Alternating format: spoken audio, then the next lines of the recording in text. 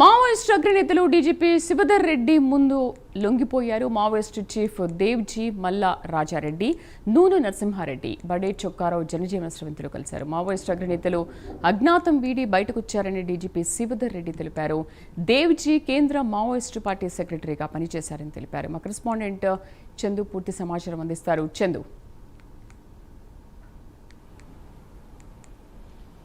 Sridevi operation కగార్లో భాగంగా అటు పోలీసులు దండకార్యంలో జల్లెడ పడుతున్నారు. ముఖ్యంగా అందులో భాగంగా కొంతమంది ఎన్కౌంటర్లో మరణిస్తే కొంతమంది మావోయిస్టులు లొంగుబాట పడుతున్నారు. అందులో భాగంగా ఈరోజు డీజీపీ శివధర్ రెడ్డి ఎదుట నలుగురు కేంద్ర కమిటీకి సంబంధించిన ముఖ్య నేతలు కూడా ఈరోజు లొంగిపోయారు.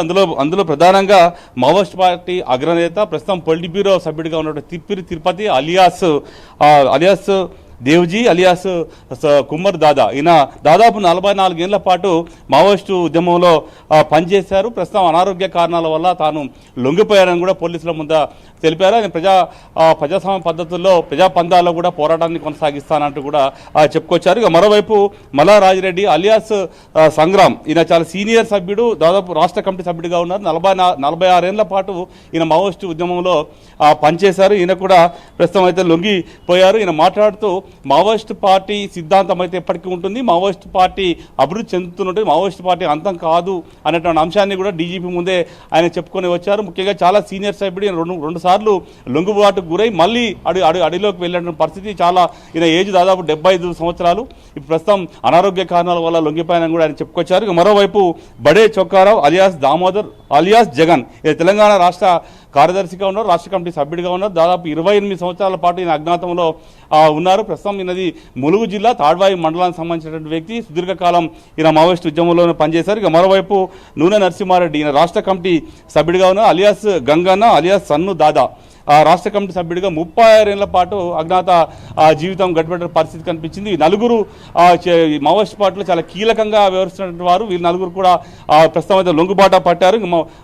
మావోయిస్టుకు సంబంధించి కేంద్ర కమిటీలో కీలకంగా ఉన్నటువంటి గణపతి మాత్రం ఇంకా లొంగుబాటుకు అయితే గురి కాలేదు. ఆయన గణపతి లొంగిపోతే సంతోషమే అంటూ కూడా డీజీపీ చెప్పుకొచ్చారు. మరోవైపు ఎస్ఐబి ఏర్పాటు అయిన తర్వాత మావోయిస్టులపై ఎన్నో ఆపరేషన్లు కూడా జరిగాయి. ముఖ్యంగా సోర్స్ బిల్డింగ్తో పాటు ఇంటెలిజెన్స్ సేకరణలో ఎస్ఐబి కీలక పాత్ర వహించింది. ముఖ్యంగా ఈ నలుగురు లొంగుబాటులో కూడా ఎస్ఐబి కీలక పాత్ర వహించింది. ఇప్పటికే దాదాపు తెలంగాణ రాష్ట్రానికి సంబంధించి 591 మంది మావోయిస్టులు లొంగుబాటుకు అయినట్టు కూడా డీజీపీ చెప్పుకొచ్చారు. ముఖ్యంగా చూసినట్టయితే 23 మంది కేంద్ర కమిటీ సభ్యుల సమాచార సేకరణలో కూడా ఎస్ఐబి కీలకంగా వ్యవహరించింది. వీరిలో 7 కేంద్ర కమిటీ సభ్యులు ప్రస్తుతం అయితే లొంగుబాటు అయితే అయ్యారు. ముఖ్యంగా చూసినట్టయితే ఇడ్మా ఎన్కౌంటర్ ఏదైతే ఉందో దాని తర్వాత ఛత్తీస్గఢ్ దండకార్యం కావచ్చు, ఇటు కరెగుట్టలు కావచ్చు, పెద్ద స్థాయిలో ఆపరేషన్ కగారు కూడా చేసినటువంటి పరిస్థితి. ఈ నేపథ్యంలో మావోయిస్టులు ఎక్కడ కూడా తలదాచుకునే పరిస్థితుల్లో వాళ్ళంతా కూడా లొంగుబాటుకు గురవుతున్నారని కూడా మనకు డీజీపీ చెప్పుకొచ్చారు. మరోవైపు చూసినట్టయితే మావోయిస్టు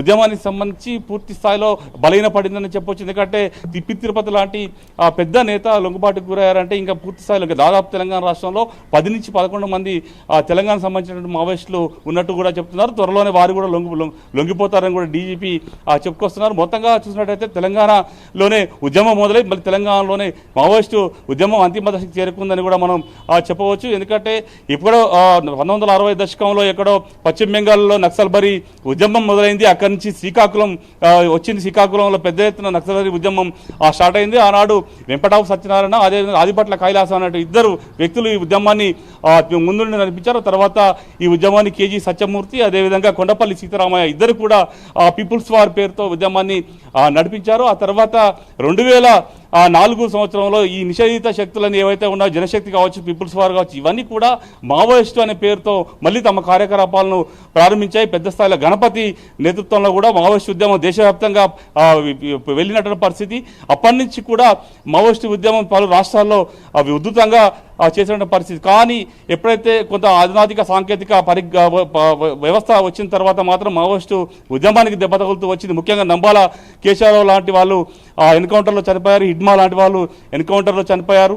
ఇలాంటి కీలక నేతలు ఎన్కౌంటర్లో మరణించడం మొత్తం మావోయిస్ట్ పార్టీకి పెద్ద దెబ్బగానే చెప్పవచ్చు. ఈ నేపథ్యంలోనే ఎప్పుడైతే ఆపరేషన్ కగార్ 2 ప్రారంభించారో, కర్రగుట్టల్లో ఎప్పుడైతే పోలీసు బలగాలు విస్తృతంగా మోహరించాయో, ఆ తర్వాత మాత్రం మావోయిస్టులు అడవుల్లో తలదాచుకోలేని పరిస్థితి కనిపించింది. ఈ నేపథ్యంలో మావోయిస్టులు మావోయిస్టులంతా కూడా లొంగుబాటుకు గురవుతున్నారని కూడా మాకు చాలా స్పష్టంగా అర్థమవుతుంది. ఎందుకంటే ఇప్పటికే అటు మల్లోజుల వేణుగోపాల్, సోను దాదా ఆయన మహారాష్ట్రలో లొంగిపోయారు. అదే తక్కెలపల్లి వాసుదేవరావు లాంటి వాళ్ళు కూడా మహారాష్ట్ర ప్రభుత్వం ముందు వాళ్ళు కూడా చాలా కీలకంగా వ్యవహరించడం నేతలు కూడా లొంగుబాటు గురవడంతో పూర్తి స్థాయిలో మావోయిస్టు ఉద్యమం మాత్రం క్షీణించే దశకు వచ్చిందనేటువంటి విషయాన్ని అయితే డీజీపీ చెప్పుకొచ్చారు Sridevi. Right Chandu, thank you.